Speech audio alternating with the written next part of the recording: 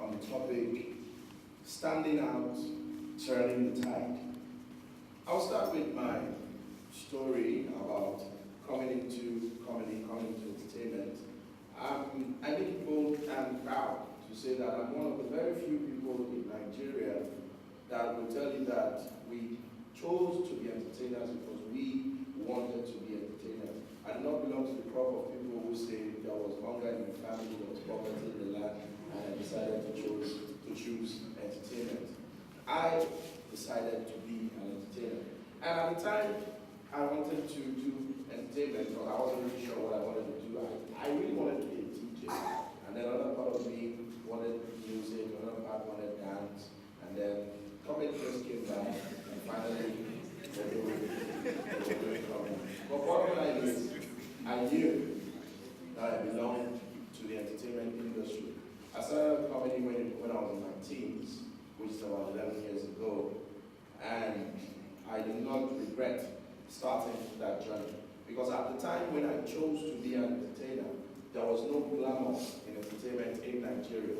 There was nobody driving any flashy car, there was nobody living in any fancy house, there was nobody turning up, there was no Friday night popping bottles, 10 bottles, 10 models. There was nothing like that, absolutely. Entertainers were seen almost as dregs of society, disgrace to their families. The very few people who stood out, very, very, very few people that stood out. And someone told me at the time that, look, you want to be a comedian, the highest paid comedian in Nigeria at that time was only earning 5,000 naira, and that was Alibaba. So where do you want to start in the food chain? But I always believe that all of us in this world, we are all interconnected. The fact that I'm an entertainer means I will need the engineer, and I will also need the PR person, I will also need the advertising person, I will also need the mechanic. So what matters is how good you are at whatever it is that you do. And I used to challenge my friends at the time and say, okay, you think because I want to be an entertainer, I'll be poor, or I will not be relevant in life, then I can show you some more poor lawyers. I can show you poor doctors. I can show you poor engineers. I can show you poor bankers. Call any profession. We have the rich and the poor. So it's not necessarily about what you're doing. It's about how you're doing whatever it is that you are doing. And the very first rule in this is for you to have what it takes to stand out. Because I understood that the people who get attention, the people who enjoy the very best of the market are people who stand out of the crowd. In every chosen sector, in every chosen vocation, we have the crowd. We have people who are moving, but then there are people who stand out. Now you're going to ask yourself, what is it that will now make me to stand out? Is it my intelligence? Is it the diligence at which I apply to do whatever it is I do? Is it the kind of creativity I put into what I do? Is it my level of imagination to bring out innovative ideas for me to stand out? Basically, all these factors come into that place. And then you should ask yourself, what is it that you are known for? There are hundreds, anything you're doing today, there are hundreds of people doing it. But there should be something within that area that you can easily identify with. You can also be versatile, but be very, very versatile for you to be identified with that versatility. You see where people talk about restaurants, and they will say, oh, that restaurant is good, but they make the best bread in town. Oh, that restaurant is good, but they have the best rice in town. That restaurant is good, but they have the best okra soup in town. Doesn't mean that they do not do other things. But somehow, they managed to get the okra soup right. They managed to get their bread baking right.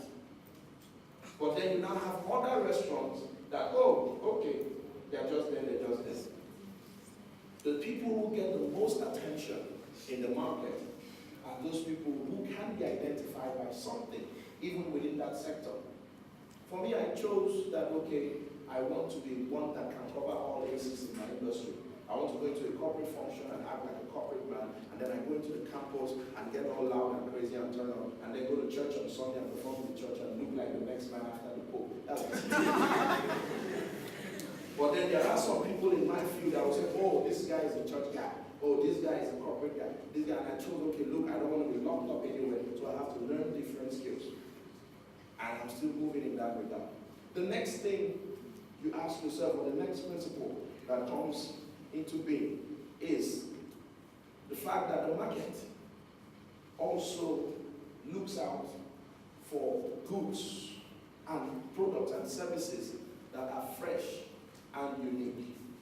So it is one thing to stand out. It is yet another thing to be unique. It is yet another thing to be fresh. Uniqueness and freshness is very, very important in every field, in every sector, even in politics, even in governance.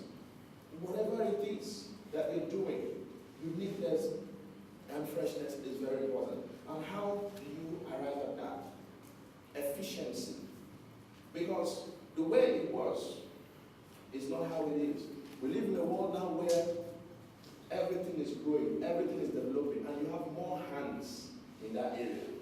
So it's not enough standing out 10 years ago. How about now? And of course, as people develop, as the economy broadens, as the spectrum gets wide, you have your audience, you have your market knowing more than they should know. For example, in graphic design, let's start with that. There was a time when we had only few people who can design any kind of rubbish and give you. But with Corel Draw and all these wonderful things you have on the computer, you can sit down and actually do something. So if you call yourself a graphic designer, what is it that I can offer that will make somebody abandon those softwares he has in his laptop to come to my office? If you have this man that can speak fine English in your office, what is it that I have to offer that will make them leave that man that speaks good English in my office to come and call me to come and be a compere in the event? What is it that I can do with this my fine voice? Or what is it I can do with this my fine face that they'll say, okay, we don't need our staff to take this calendar shoot, talking about models now. So efficiency. So when you stand out, when you're unique, it continues. And what makes that continue? Efficiency that you put into whatever it is that you do. Because people get to know people in comedy. For example, there was a time when there were only a handful of comedians, and then there was a time when, nobody knew anything about jokes. And you just sit down and this handful of comedians just give you all kinds of jokes that are recycled around them. But now we're in a world where you can have access to YouTube immediately. People broadcast jokes every day. People see all kinds of jokes every day. So what is it that would make me, or that would make you rather go through the pains of inviting Daniel the Humourous to come and perform, if you know that he's not going to say what you have access to on the internet or what you can read on your BP? So that is where efficiency comes in. Because as the world develops, the needs continue to increase. So what is it that you do to rise above those needs so that you will be in constant demand? And then the last part of it is that the people who change the tide, the people who change the course of events in their sector are fortunately the people that it seems like the good things are happening to. They seem to be the fortunate ones. And yes, they are a select few. And why is that? Because they have chosen this path that we just mentioned. And it seemed like, okay, these people are the good people happening, everything is happening to. And those of us who will not bother to really go through the pains of trying to see whatever it is that will make us to stand out, or whatever it is that is going to make us to be unique, or whatever it is that's going to make us to be efficient. And then we begin to bring in sentiment, we begin to create excuses for ourselves. We begin to say, oh, these guys are favored because they live in Lagos and I live in Aba. These guys are favored because they are the Nigerian elders and I'm from the northeast. These guys are favored. You bring all kinds of reasons for yourself, but you have to know that the world looks out for the very, very, very best in everything. So you ask yourself, do I want to be in the number? Do I want to be an option? Or do I want to be the option? You can be in any of these things. That's where we all fall into. You are either in the number, in the pool, or you can be an option, or you can be the option. In English, they told us that the is definite article. A or an is indefinite. So the option is the person or the company that the clients or the market looks out for immediately. The need arises because they know that that person is above their need. In the case where they don't see the option, where they cannot afford the option, they begin to look for a or an option, as the case may be. And then when they cannot do that, then they now go into the pool and then collect the number. And then you say, those in the first grade are the ones that are favored. So what am I saying in essence? I'm saying that in a world that we are trying to envision where things will go right in every sector, in every aspect of the economy, in every facet of life, then we have to think individually how to bring in. The world is getting tough. I must tell you that is the truth. Gone are those days where you just walk out of university and you go straight into a boardroom or into the corridors of an office. The world is much more tougher than it was before. So your A game is not enough, unfortunately. You have to bring in your A++ and 2 more pluses for you to be considered. And it is very simple. How do you stand out? How do you make yourself unique and fresh? How do you bring in efficiency? How do you become that much needed person to cause a tide? It's very simple. Trying to be the very best of who you are.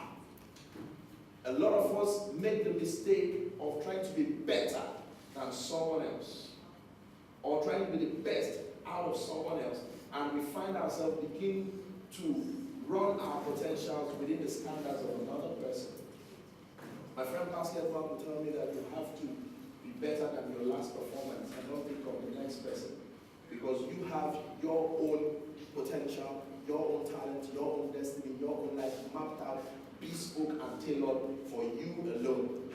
So yes, you can look at other people and learn a thing or two from them, but you do not have to look at them as your benchmark. You have to look at how you better you.